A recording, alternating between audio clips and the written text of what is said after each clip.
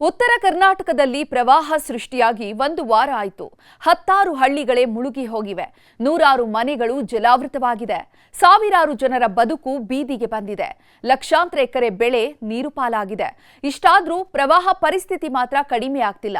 ಕಲಬುರಗಿ, ವಿಜಯಪುರ, ಯಾದಗಿರಿ, ಬೀದರ್ ಸೇರಿದಂತೆ ಹಲವು ಜಿಲ್ಲೆಗಳಲ್ಲಿ ನೆರೆಯಿಂದ ಬದುಕು ನರಕವಾಗಿದೆ.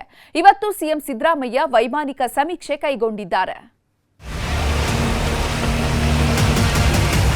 ಕರ್ನಾಟಕ ಮತ್ತೆ ಮಹಾರಾಷ್ಟ್ರದ ಗಡಿಯಲ್ಲಿ ಬಹಳಷ್ಟು ಮಳೆಯಿಂದಾಗಿ ವಿಮಾನದಲ್ಲಿ ಪ್ರವಾಹ ಉಂಟಾಗಿರುತ್ತದೆ.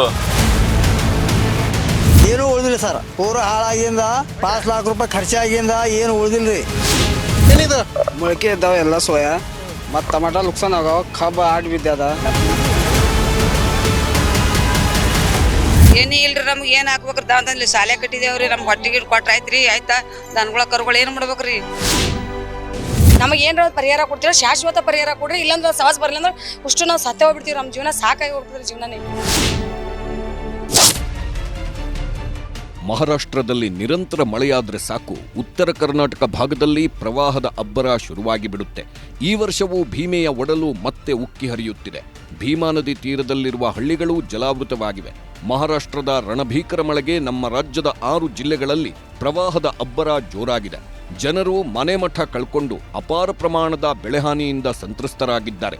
ವಿಜಯಪುರ, ಬೀದರ್, ಬೆಳಗಾವಿ, ಕಲಬುರಗಿ, ಯಾದಗಿರಿ, ಬಾಗಲಕೋಟೆ ಜಿಲ್ಲೆಗಳಲ್ಲಿ ಅನ್ನದಾತರು ಅಕ್ಷರಶಃ ಕಣ್ಣೀರಲ್ಲೇ ಜೀವನ ಸಾಗಿಸುವಂತಾಗಿದೆ.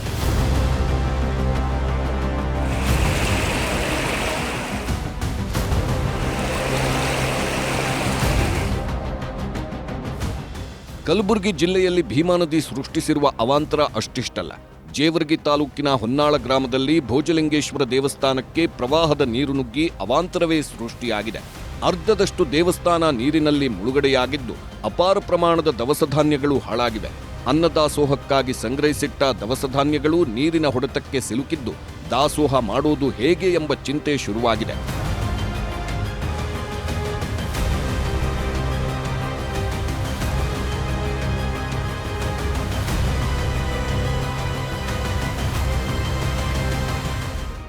ಕಳೆದೊಂದು ವಾರದಿಂದ ಭೀಮಾ ನದಿ ತೀರದಲ್ಲಿರುವ ಕಲಬುರಗಿ ಜಿಲ್ಲೆಯ ರೈತರು ಕಣ್ಣೀರಿನಲ್ಲಿ ಕೈತೊಳೆಯುತ್ತಿದ್ದಾರೆ. ಉಕ್ಕಿ ಹರಿಯುತ್ತಿರುವ ಭೀಮಾ ನದಿ ಪಾತ್ರದಲ್ಲಿರುವ ಸರಡಗಿ ಬಿ ಗ್ರಾಮದ ಜಮೀನುಗಳು ಜಲಾವೃತವಾಗಿವೆ. ಕಬ್ಬು, ತೊಗರಿ, ಸೋಯಾ, ಹತ್ತಿ ಬೆಳೆಗಳು ನಾಶವಾಗಿವೆ. ಕೈಗೆ ಬಂದ ತುತ್ತು ಬಾಯಿಗೆ ಬರದೆ ರೈತರು ಕಂಗಾಲಾಗಿದ್ದಾರೆ. ಇದಕ್ಕೊಂದು ಮೇನ್ ಮೊದಲು ತಡೆಗೋಡೆ ಆಗಬೇಕು. ಊರಲ್ಲಿ ಆಲ್ರೆಡಿ ಶಾಂಕ್ಷನ್ ಆಗಿ ತಡೆಗೋಡೆ ಕ್ಯಾನ್ಸಲ್ ಮಾಡಿದ್ರು. ಮೇನ್ ಊರಿಗೆ ಏನದ ತಡೆಗೋಡೆ ಬೇಕು ಸರ್. ಇದು ಇನ್ನು 15-20 ದಿನದಲ್ಲಿ ಕಟಾವ್, ಈಗ ದೀಪಾವಳಿ ಕಟಾವ್ ಆಗುತ್ತೆ ಸರ್. ಈಗ ಅದು ಏನು ಕಡ್ಡಿ ಕೊರೆದು ಉರಿ ಹಚ್ಚೋದೆ. ಈಗ ಅದು ಸಾಕಷ್ಟು ಇದರಲ್ಲಿದ್ದೀವಿ ಸರ್. ಏನನ್ನ ಸರ್ಕಾರ ಪರಿಹಾರ ಕೊಟ್ಟರೆ ಸರಿಯಾಗಿದೆ. ಇದು 5 ವರ್ಷಕ್ಕೊಮ್ಮೆ ನಮ್ಮ ಹಣೆ ಬಾರ್ ಇದ್ದಿದ್ದೇ ಇದು. ಯಾದಗಿರಿ ಜಿಲ್ಲೆಯ ನಾಯ್ಕಲ್ ಗ್ರಾಮದಲ್ಲಿ ಮನೆಗೆ ನೀರು ನುಗ್ಗಿ ಸಂಕಷ್ಟ ಎದುರಾಗಿದೆ. ದಸರಾ, ದೀಪಾವಳಿಗೆ ಸಿದ್ಧಪಡಿಸಿದ್ದ ಹಣತೆ, ಮಡಿಕೆಗಳು ನಾಶವಾಗಿವೆ. ಮಳೆ ನೀರು ನುಗ್ಗಿ ಮನೆಯೇ ಜಲಾವೃತವಾಗಿರೋದ್ರಿಂದ 2 ತಿಂಗಳ ಹಸುಗೂಸಿನೊಂದಿಗೆ ಮಹಡಿ ಮೇಲೆ ಕುಳಿತಿದ್ದಾಳೆ ಈ ತಾಯಿ. ಪ್ರವಾಹದ ಹೊಡೆತಕ್ಕೆ ಸಿಲುಕಿರುವ ಗ್ರಾಮಸ್ಥರು ಕೂಡಲೇ ಕಾಳಜಿ ಕೇಂದ್ರ ತೆರೆಯುವಂತೆ ಆಗ್ರಹಿಸುತ್ತಿದ್ದಾರೆ.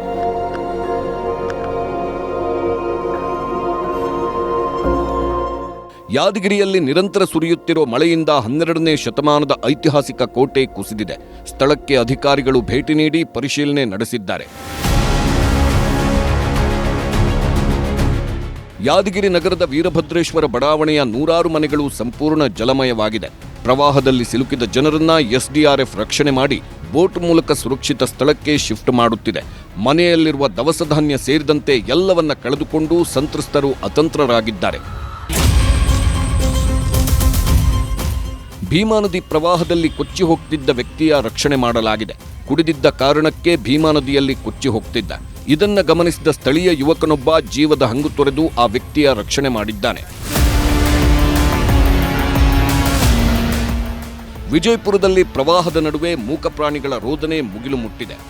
ಪ್ರವಾಹದಿಂದ ಕಾಳಜಿ ಕೇಂದ್ರಕ್ಕೆ ಬಂದ ಜಾನುವಾರುಗಳಿಗೆ 4-5 ದಿನಗಳಿಂದ ಮೇವು ಇಲ್ಲದೆ ಸಂಕಷ್ಟ ಪಡುತ್ತಿವೆ.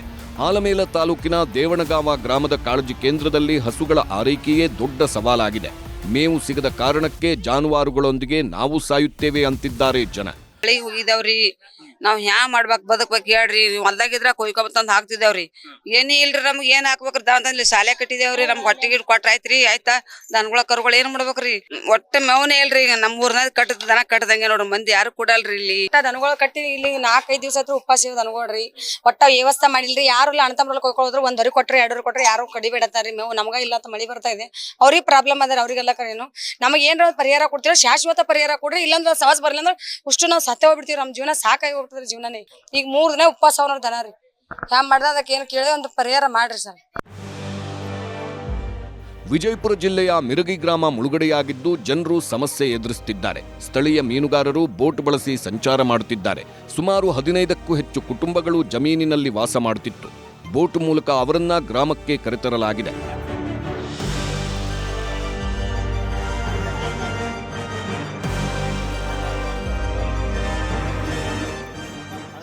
ಬೀದರ್ ಜಿಲ್ಲೆ ಬಸವಕಲ್ಯಾಣದಲ್ಲಿ ಧಾರಾಕಾರ ಮಳೆಗೆ ಐತಿಹಾಸಿಕ ತ್ರಿಪುರಾಂತ ಕೆರೆ ಒಡೆದು ಹೋಗಿದೆ.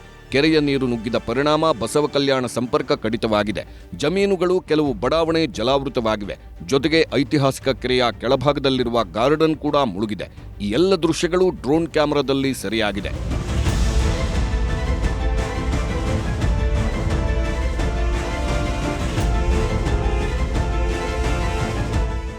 ಬಸವಕಲ್ಯಾಣ ತಾಲೂಕಿನ ಬೆಟಬಾಲ ಕುಂದದಲ್ಲಿ 12 ಎಕರೆ ಜಮೀನಿನಲ್ಲಿ ಮಿಶ್ರ ಬೆಳೆ ಬೆಳೆಯಲಾಗಿತ್ತು.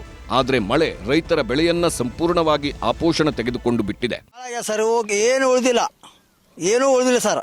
ಪೂರ ಹಾಳಾಗಿಂದ 5 लाख ರೂಪಾಯಿ ಖರ್ಚಾಗಿಂದ ಏನು ಉಳಿದಿಲ್ರಿ. ಮೊಳಕೆ ಇದ್ದಾವ ಎಲ್ಲ ಸೋಯಾ ಮತ್ತು ಟಮಾಟ ಲುಕ್ಸಾನ್ ಆಗವ. ಕಬ್ಬ ಆಡ್ ಬಿದ್ದದ ಮತ್ತು ಉದ್ದ ಲುಕ್ಸಾನ್ ಆಗ್ಯದ. ಎಲ್ಲ ಮೊಳಕೆ ಇದ್ದದ ಏನ್ ಬಿ ಇಲ್ಲ ಈಗ ಸರದ ಸರ್. ಪ್ರತಿ ವರ್ಷವೂ ಮಳೆ ಬರುತ್ತೆ. ಉತ್ತರ ಕರ್ನಾಟಕದಲ್ಲಿ ಜಲಪ್ರಳಯ ಸೃಷ್ಟಿಯಾಗುತ್ತೆ. ಸಾವಿರಾರು ಗ್ರಾಮಗಳು ವರ್ಷನೂ ಜಲಾವೃತವಾಗುತ್ತೆ. ಆದರೆ ನೆರೆ ನರಕದಲ್ಲಿ ನರಳಾಡುವ ಜನರಿಗೆ ಶಾಶ್ವತ ಪರಿಹಾರ ಸಿಗ್ತಿಲ್ಲ. ಯಾವಾಗ ಸಿಗುತ್ತೆ ಅನ್ನೋದೂ ಗೊತ್ತಾಗ್ತಿಲ್ಲ.